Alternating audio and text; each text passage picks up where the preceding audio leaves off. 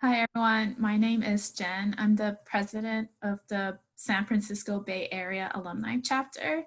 Today, we're going to talk about growing in a global pandemic, developing the virtual talk series. Specifically, we'll share how to scale and grow during the pandemic and what worked for us might work for you. Hi guys, I'm Apurva, the Vice President. Hi, I'm Elson. I'm the Secretary. My name is Philip. I'm the Treasurer. And I'm Lena. I'm an Officer at Large. So to begin, we'd like to give an overview of our chapter. So we are serving the San Francisco Bay Area in Northern California. So our service area consists of 9 San Francisco Bay Area counties, shown in red on the right-hand side. We were established in 1914. Our financial model is a little interesting because we don't charge our members dues. The way that we operate is that we operate on a tip jar model where members will chip in whenever there are financial costs to hold an event. As far as our leadership structure goes, it's pretty standard. We have the standard officers, president, vice president, secretary, and treasurer. But we also have a mechanism to elect officers at large, however is deemed necessary in order to support the operation of the chapter. So in the 9 Bay Area counties that constitute our service area, it's estimated that there's about 15,000 Tau Beta Pi alumni. But on our email list, which is collected on an opt-in basis, we have about 673 members. All right, so before the pandemic started earlier this year, we were active in organizing in-person events for our alumni members. So for example, on the left here, this was an alumni panel we organized at San Jose State University, where we had volunteers from our alumni chapter serve as panelists to talk about their careers with undergraduate students. On the right-hand side, you see a photo from a volunteer event we did at the San Jose Rose Garden, where we helped with the garden maintenance and things like that. However, after the pandemic began, we had to change our operations. No in-person gatherings and a mandatory shelter in place took effect throughout the Bay Area starting back in March. And in addition to the new limitations from the pandemic, we already had a lot of existing challenges within our chapter. Specifically, regarding the officer corps, we were not holding officer meetings on a regular schedule. We had a very imbalanced workload among the officers, and we were not communicating very effectively. Regarding our events, we faced the difficulty of covering a large geographical area.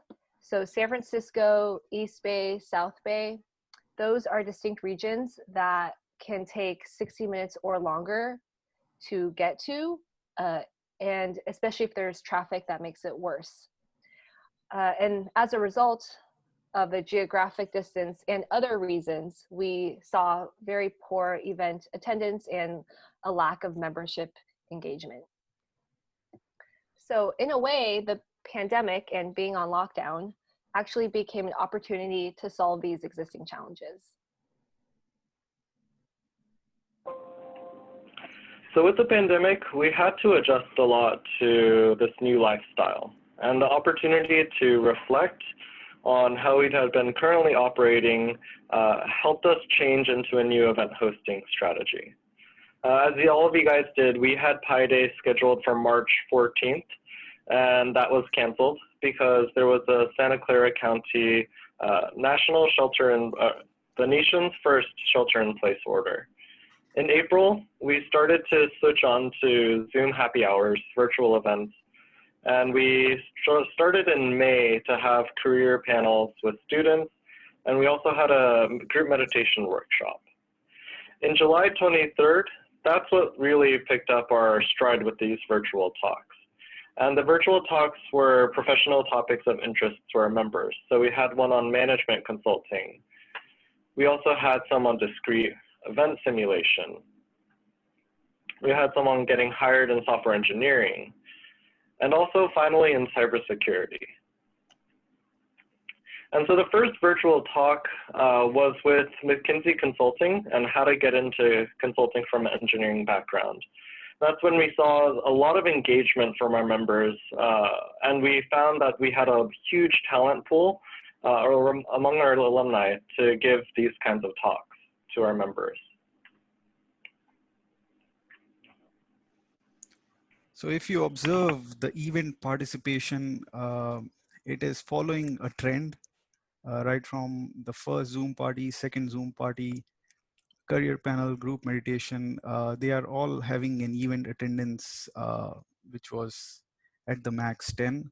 But with the recent talk series, we are seeing that on an average, we are getting a participation of 20 members in every event. So it's almost increased twofold or more. Here's a picture of the meditation event we had on the right. And then you got to see the picture here for the discrete event simulation talk. So there's a clear indication that the practices that we were using has shown up in the event participation. So as we started to experiment with and evolve these new virtual events, we also found ways to improve the way that we operated as an officer corps. So one of the first changes that we made was that we established a regular officer meeting time. So once a month, we would have a time to check in on each other's status and to hold each other accountable. Over the course of operating in the pandemic, we gradually transitioned our officer communication from email and then eventually to texting. And then finally, we do most of our officer communication over Slack. From starting the virtual talk series, we discovered that we have an extremely diverse talent base and range of experiences amongst our alumni members. So we've started to go actively looking for speakers amongst our membership. And finally, we've begun documenting and standardizing best practices so that we are not reinventing the wheel each time that we want to host another event. So let's look at the best practices we standardized. So here on the right, you can see a virtual event playbook that we came up with. So it basically lists out all the processes involved for setting up an event, what you do during the event, and how to post-process the event as well. So let's look at the learnings we have had so far. So first thing, these are all based on the feedbacks we got. One of the feedback was that we were not really using the calendar invitation, due to which, though we were having signups of 20 or more people, but then we would have in reality less than 10 people.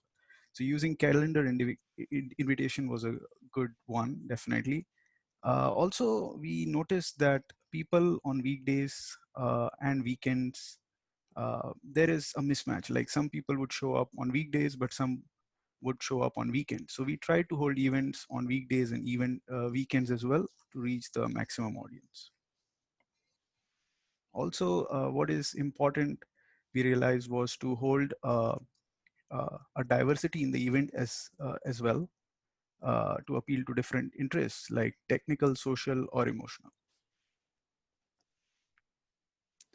Using a standard email template to reach out to potential speakers helped as well, because this saved us time to reach out to the potential speaker.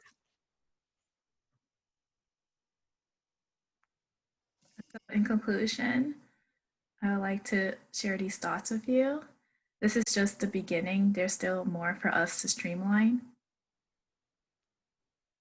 You should think about your historical challenges as a chapter. If it's broken, fix it. Don't be afraid to experiment and fail until you find something that works.